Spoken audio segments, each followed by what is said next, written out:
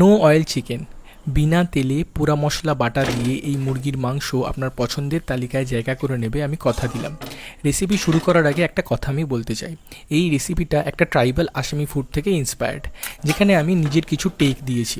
কিন্তু এই রেসিপিটার সাথে একদম হুবহু একটা রেসিপি ফেসবুক আর ইউটিউবে অলরেডি আছে, যেটা ভিল ফুডের।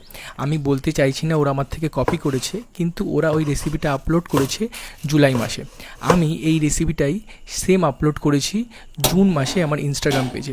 তাই কে কপি করেছে এটা আমি বলতে চাইছি না, আর ওনাদের কথাটাও আমি তুলতে চাইছিলাম না, কারণ আমার ইনস্টাগ্রাম পেজে অনেকে এসে আমাকে কমেন্ট করেছে আমি নাকি ওনাদের ভিডিওটা দেখে কপি করেছি।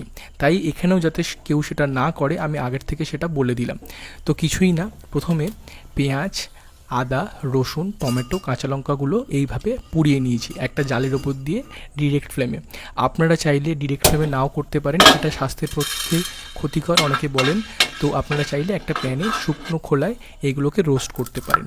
তারপর গোটা গোলমরিচ এবং গোটা গরম মশলা শুকনো খোলায় ভেজে ঠান্ডা হওয়ার পর শিলে বেটে নিন। আপনারা চাইলে এটাকে মিক্সিতেও গুঁড়ো করতে পারেন। এবার আদা, রসুন ও কাঁচা লঙ্কাটা ভালো করে থেঁতো করে নিন। আপনারা এখানে মানে পেস্ট বানাবেন না, এখানে কিন্তু রেসিপিটা একটু র আর রাস্টিক, তাই জন্য আমি এটাকে থেঁতো করেছি। এরপর কড়াইয়ের মধ্যে মাংস দিয়ে নুন দিয়ে ওই থেঁতো করা আদা, রসুন ও কাঁচা লঙ্কা দিয়ে পরিমাণ মতো আপনার যেটা পরিমাণ লাগবে সেই পরিমাণ জল দিয়ে ভালো করে মিশিয়ে নিন। আপনি যেরকম ঝোল খাবেন সেই পরিমাণে জল দেবেন। মেশানোর পরে ওই যে মশলাটা তৈরি করেছিলাম গোটা গোলমরিচ, গোটা গরম মশলা, সেটা উপর থেকে ছড়িয়ে দিয়ে ঢাকনা বন্ধ করে 10 থেকে 15 মিনিট রেখে দিন।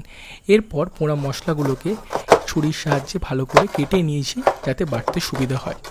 তারপর শিলে এই মশলাগুলোকে বেটে নিচ্ছি। আপনারা চাইলে এটাকে মিক্সিতেও বাটতে পারেন। এটা বাটার পরেই দেখুন যে সুন্দর একটা টেক্সচার এসছে, এটাই কিন্তু মেন কিক এই রেসিপিটার, পোড়া মশলা বাটা। এবার 10 থেকে 15 মিনিট পর ঢাকা খুলে দেখবেন মাংসটা যখন 60% সেদ্ধ হয়ে গেছে, তখন এই মশলাটা দিয়ে ভালো করে মিশিয়ে নেবেন।